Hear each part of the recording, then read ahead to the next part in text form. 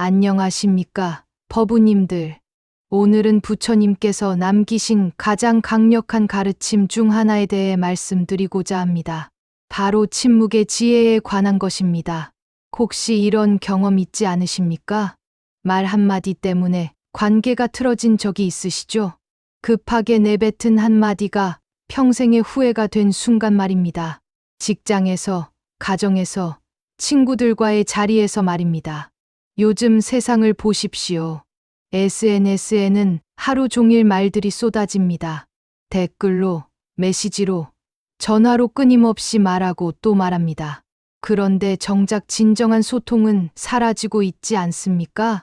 말이 많을수록 갈등은 깊어지고 오해는 쌓여만 갑니다. 가족 간에도, 이웃 간에도, 심지어 같은 신앙을 가진 사람들 사이에서도 말입니다. 부처님께서는 이미 2500년 전에 이 모든 것을 내다보셨습니다. 그래서 우리에게 가장 소중한 가르침을 남겨주신 것입니다.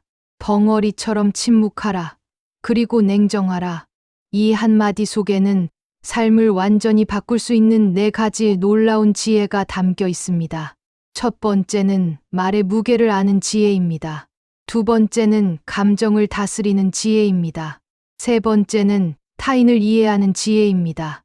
그리고 네 번째는 내면의 평화를 찾는 지혜입니다. 오늘 이 4가지 지혜를 깊이 있게 살펴보겠습니다. 그리고 실제 생활에서 어떻게 적용할 수 있는지도 함께 나눠보겠습니다.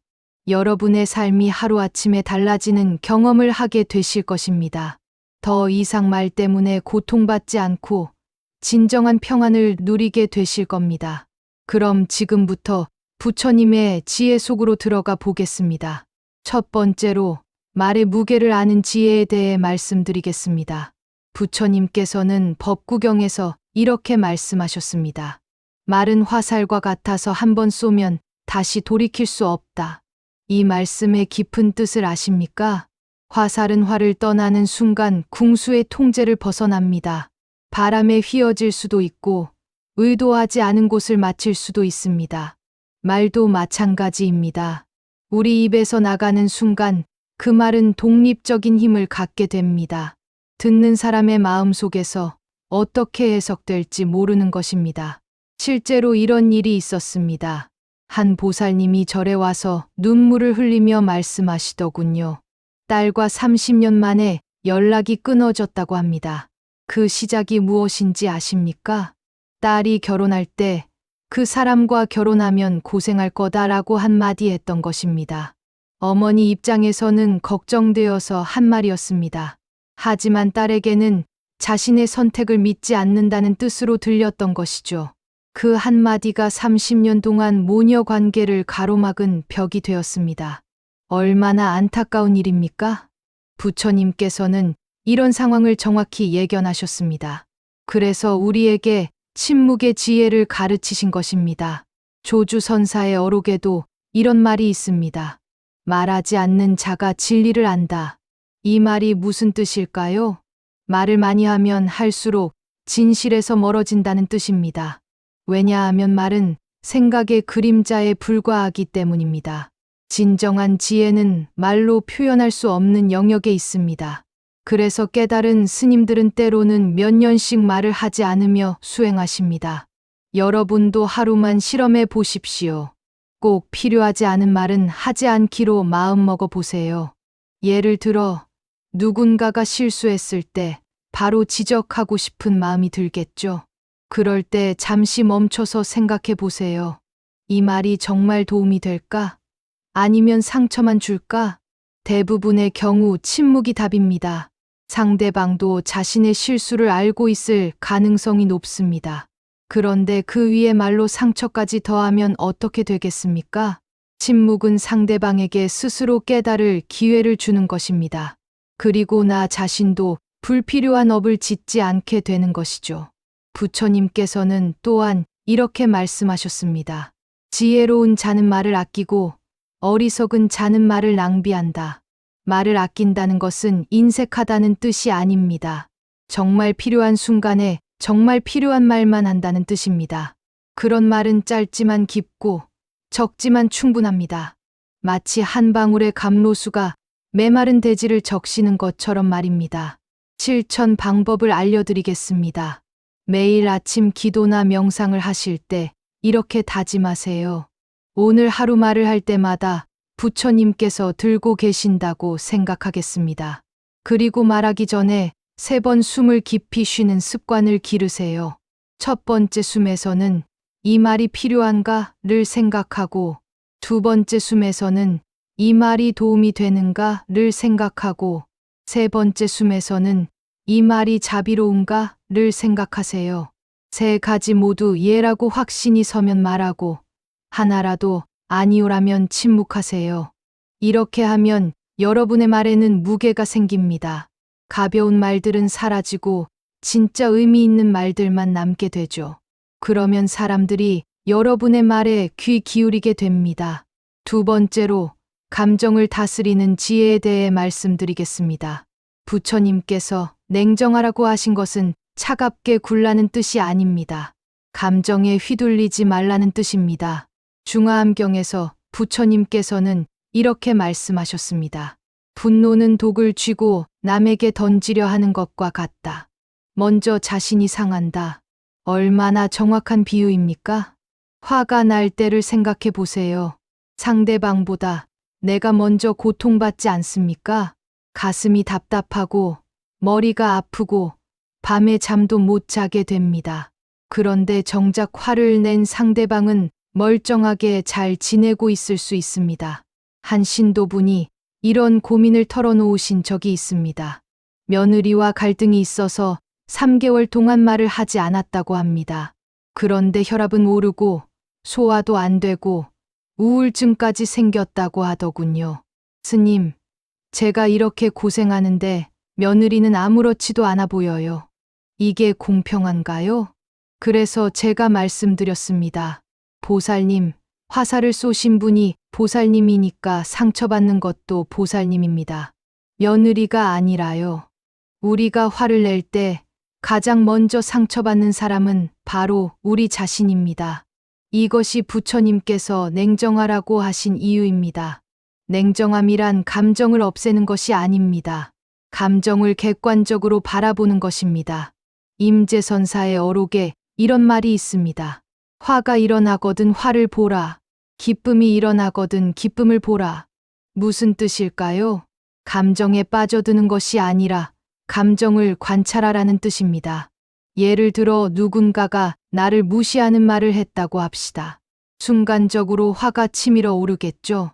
그럴 때 대부분의 사람들은 그 화에 휩쓸려서 말대꾸를 하거나 보복을 생각합니다. 하지만 부처님의 가르침을 따르는 사람은 다릅니다. 아, 지금 내 마음에 화가 일어나고 있구나. 이 화가 어디서 오는 걸까? 내 자존심이 상해서인가? 아니면 상대방에 대한 기대가 있었기 때문인가?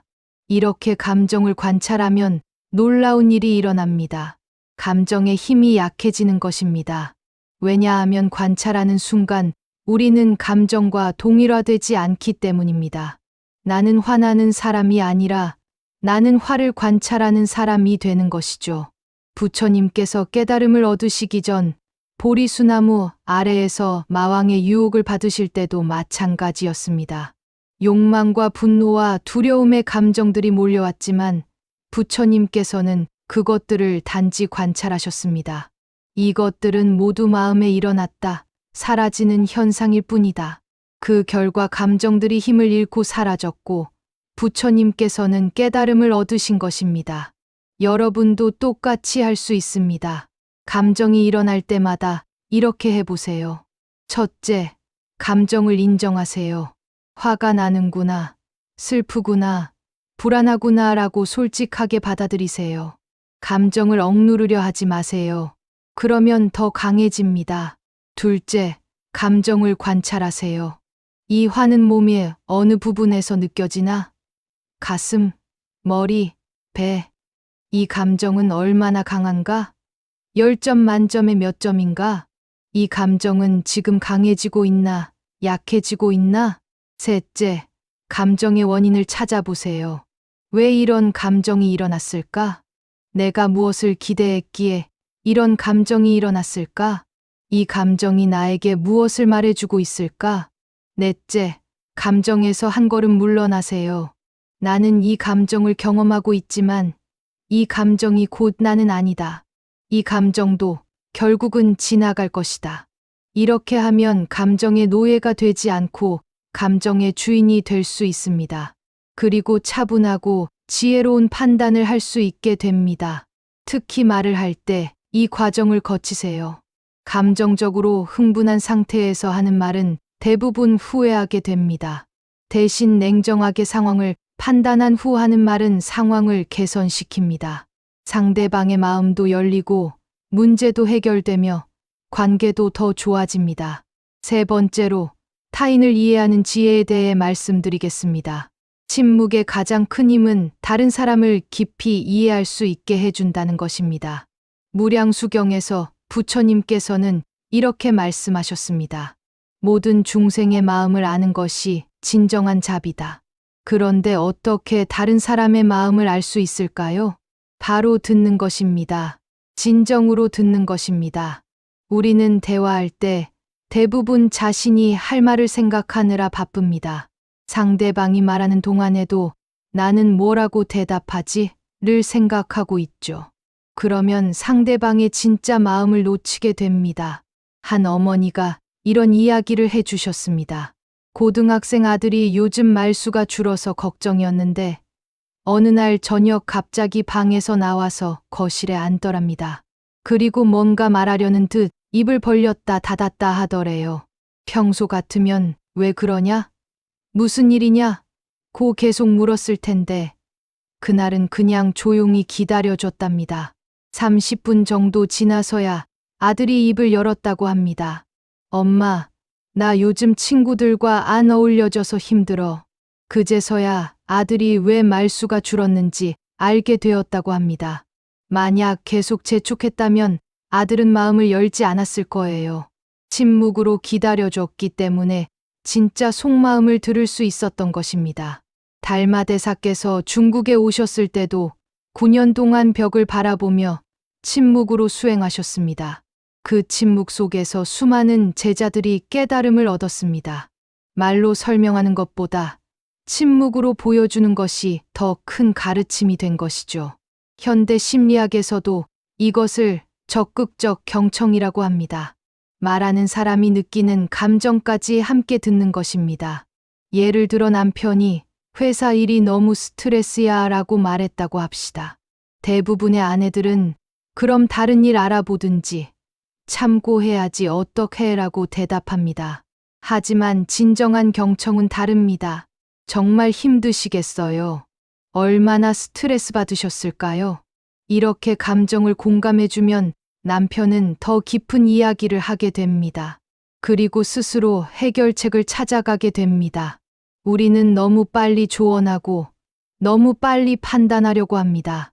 하지만 대부분의 사람들은 조언이 아니라 이해를 원합니다. 해능 대사의 말씀에 이런 것이 있습니다. 상대방의 마음이 내 마음과 다르지 않음을 깨닫는 것이 진정한 깨달음이다. 우리 모두는 근본적으로 같은 마음을 가지고 있습니다. 행복하고 싶고, 사랑받고 싶고, 인정받고 싶어 합니다. 아프고 싶지 않고, 외롭고 싶지 않고, 거부당하고 싶지 않아 합니다. 이것을 기억하면 상대방을 이해하기가 훨씬 쉬워집니다. 저 사람이 왜 저렇게 행동할까? 가 아니라 저 사람도 나와 똑같이 행복하고 싶어서 저렇게 행동하는구나 라고 생각하면 됩니다. 그러면 화가 나는 대신 연민이 생깁니다. 비판하는 대신 이해하게 됩니다. 실천 방법을 말씀드리겠습니다. 오늘부터 누군가와 대화할 때 이렇게 해보세요.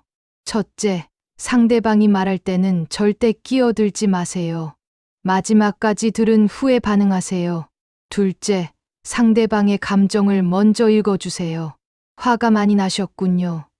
걱정이 많으시군요. 기쁘셨겠어요.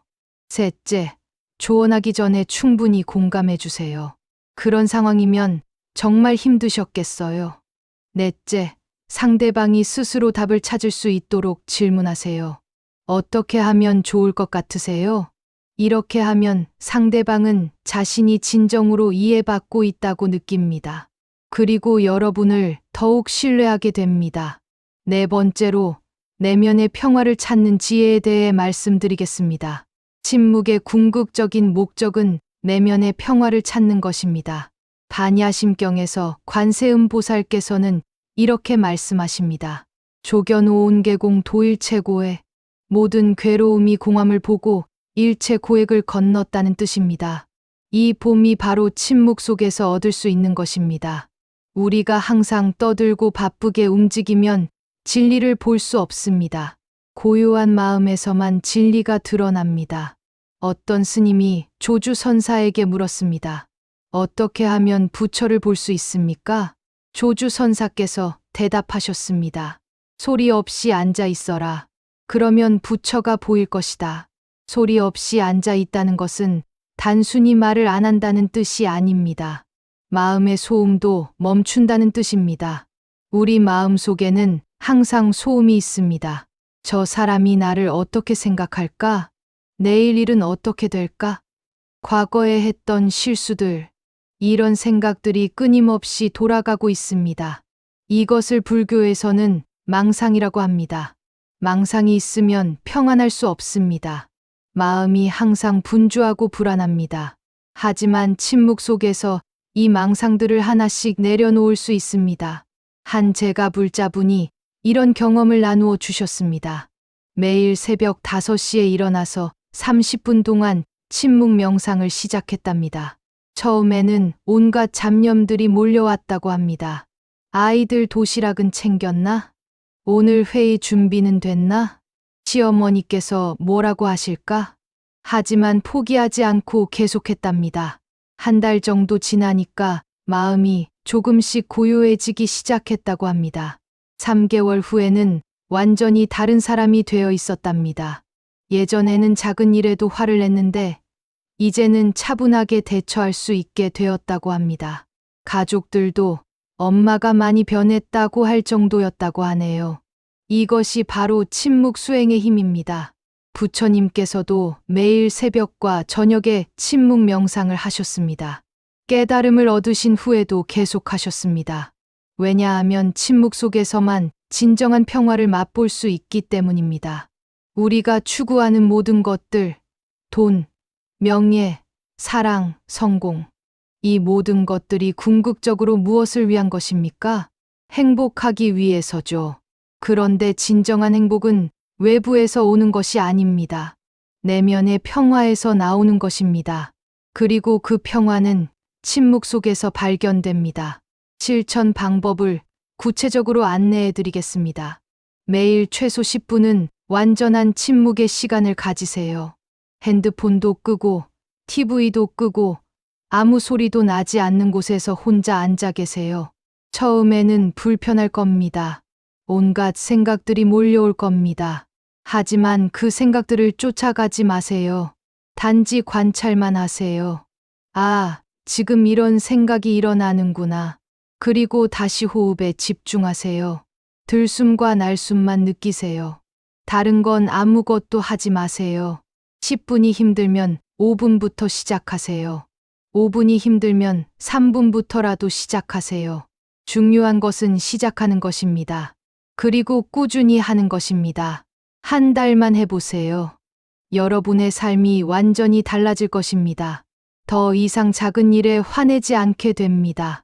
다른 사람의 말에 쉽게 상처받지 않게 됩니다. 내면에서 평화가 샘솟는 것을 느끼게 됩니다. 이것이 바로 부처님께서 우리에게 주신 가장 소중한 선물입니다. 법우님들, 오늘 말씀드린 4가지 지혜를 다시 한번 정리해 보겠습니다. 첫째, 말의 무게를 아는 지혜입니다. 말하기 전에 3번 생각하고 꼭 필요한 말만 하는 것입니다. 둘째, 감정을 다스리는 지혜입니다. 감정에 휩쓸리지 않고 냉정하게 관찰하는 것입니다. 셋째, 타인을 이해하는 지혜입니다. 진정으로 듣고 진정으로 공감하는 것입니다. 넷째, 내면의 평화를 찾는 지혜입니다. 침묵 속에서 진정한 자신을 발견하는 것입니다. 이 네 가지는 서로 연결되어 있습니다.